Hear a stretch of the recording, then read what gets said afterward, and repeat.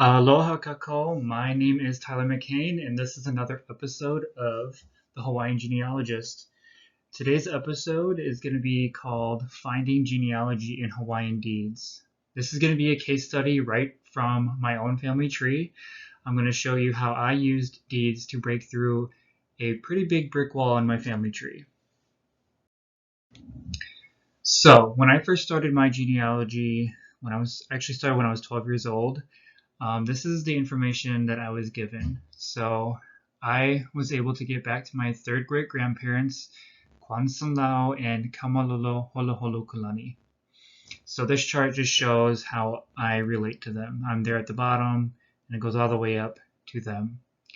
I knew they were from Hilo, and I knew that, well, I actually didn't know who Kamalolo's parents were or any of her siblings, so that was kind of the mission that I had. After doing a lot of research, it actually took a few years before I even had a breakthrough, but this is the first document that kind of broke through this brick wall. So this is the 1890 probate file for Kwansan and of Hilo, and it's very important to read through the entire probate files. Almost always there's going to be testimonies of people who knew the decedent, and it will very often give familial ties as well as their property. So this is a testament by Lau'an, and he says that Kwansan was my father, and he's dead. Lau'an actually was in Honolulu when he died. Kwansan had two children in China, himself and Asi, who is also present. Then it goes on to say Malolo is present, and she is the present wife of Kwansan. Their children are Akiona and Aiao. Those are the only two children that they have, and they're both living. So that's how I knew that this was the right person, because I knew that Akiona's father was Kwansan Lao, and that he had a brother named Aiao, and I already knew of those two other children. But we never knew when he died, and I'm pretty sure I'm the first in my family to ever come across his probate record. So I keep going through that probate file. It's very important to go through all of it. And here we have the testament of Kavelo, and he says he knows Kwansan and that he died on September 9th, 1890 in Hilo, and he was present when he was buried, and he also the other people that were present were Solomona, Mohi, and others. And that Asi are the children of Kwansan, and Malolo was married to Kwansan by S.W. Pa, and Akiona and Aiao are their children who are living. Malolo is my sister. That was the big breakthrough, you guys. This was the first time I ever heard of any siblings of Malolo. And he lists the age of Akiona and Aiao. So now I get searching. Now I know when they were married, and that Kamalolo was also known as Malolo. So I found this marriage record on ancestry.com, and Kwansan married to Kamalolo. This is in Hilo. They were married February 10th, 1888. And it's very important to always make note of these witnesses, okay?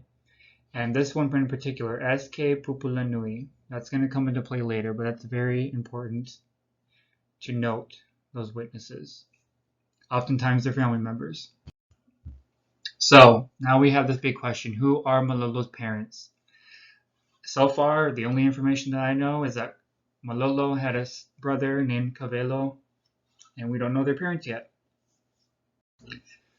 So I get started looking at those deeds. Now, if you haven't seen my previous video, I sort of walk through the process of finding deeds on Family Search as well as finding royal patents on Kepuka.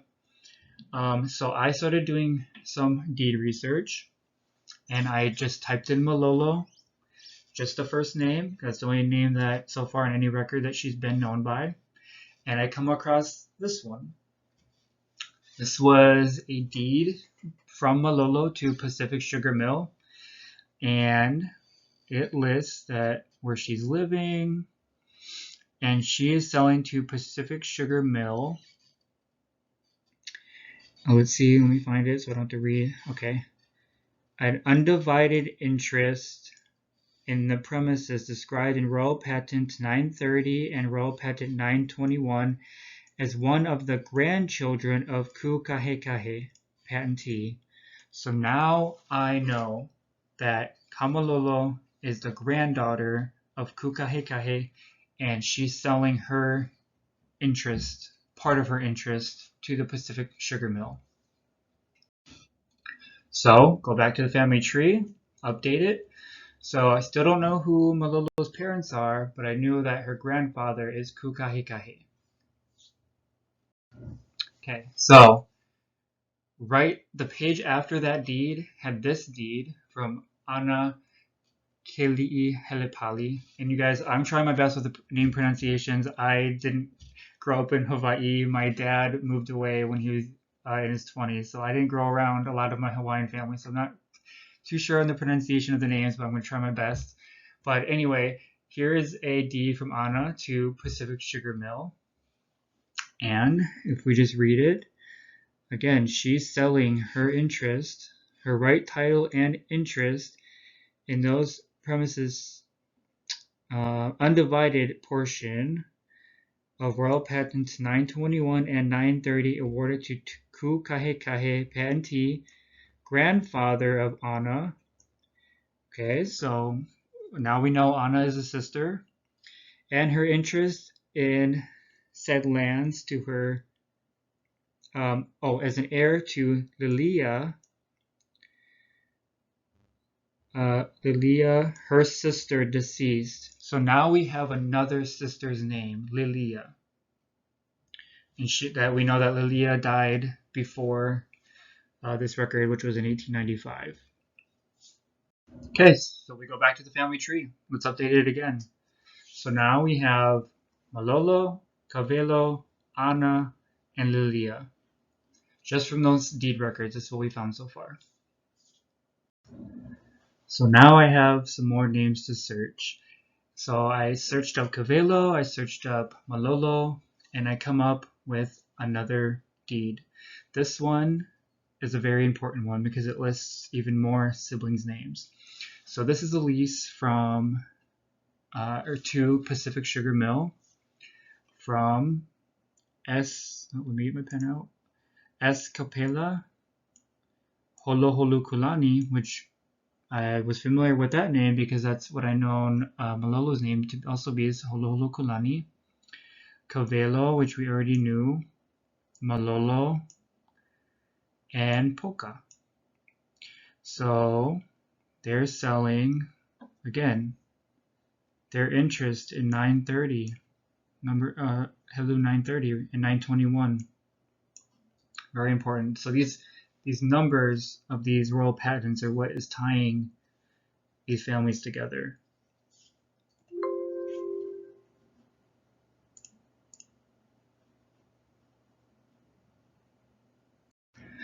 So now I come back to the family tree and I update it. Now we have Malolo, Kavelo, Ana, Lilia, S. Kapela, Holoholukulani, and Poka. Still haven't found the parents' names yet, but we're going to get close. So I did research on all those names that I already knew about, and I came across this even more important document. This is the 1895 probate record for Kavelo, and in it his wife is testifying, and she says that she's married. Kavelo was her husband when he died, and if we go down more, it lists his siblings: Kaluai, Lydia, Kapela, Holoholukulani, Malia, Malolo, Kupuohi, who's in Molokai, is a leper, Ka'anoi, and Ana. So now we have even more siblings. Remember, if I hadn't found those deeds, I wouldn't have even known to look up Kavelo, right? Because the index for the probate records are only listing the person who died. It doesn't list all these other names. So if I try to look up Malolo, I wouldn't come across this document. I had to have known those other names. All right, so I update the family tree again with all those extra names, right? Now, I don't want to go through all the research that I did because that would take too long, but I did realize that Lilia was the same person as Lydia, okay? Polka is the same person as Malia. So how many children we got here now? 1, 2, 3, 4, 5, 6, 7, 8, 9, 10. Still no parents' names though. So that's my big question. Who are the parents of all of these children? We already know the grandfather's name, but who are the parents? I want to know who the parents' names are. So I do some newspaper research on all of those children's names. And I struck gold when I found the obituary for Ka'anoi. And it lists when she was born and her parents. Ho'okiekie is her mother, and Pupulanui is her father, Reverend Pupulanui. And it goes on to list that she has a brother, Kapela. So that even further confirms that this is the right family, this is the right person. So, if we finally found it, the parents of all these children, Pupulanui and Ho'okiekie. So now I want to research them. I want to find more information about them. And I found an 1853 Hilo marriage for Ka Pupulanui and Ka Ho'okiekie. So those names are very important.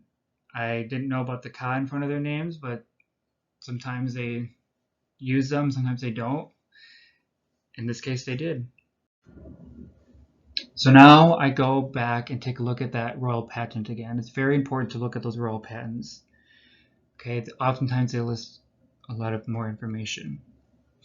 So it's really blurry on this. I couldn't get a clear image, but you can see the names here that are signed. Ku Kahikahi, Kamalolo, not the same Kamalolo that we were researching before, right? Because this is from 1848. Kamalolo wasn't even born yet. This is Ku Kahikahi's wife's name.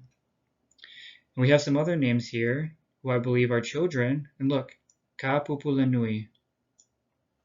So I was able to find Ku Kahikahi's wife's name is Kamalolo and confirmed that Kapupulanui was the son of Ku Kahikahi. Really great information. You need to pull those royal patents. And I come back and I update the tree. So now we have it. All these children are the children of Pupulanui and Ho'okiekie, who is the son, Pupulanui is the son of Ku Kahikahi and Kamalolo. So I'm still researching and researching. I want to find as much information as I can. And I came across this really great newspaper article.